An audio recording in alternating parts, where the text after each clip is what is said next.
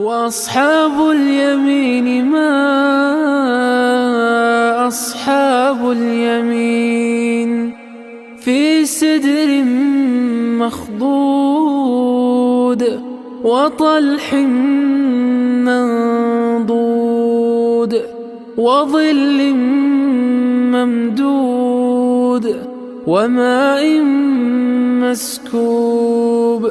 وفاكهة كثيرة لا مقطوعة ولا ممنوعة وفرش مرفوعة إنا أنشأناهن إنشاء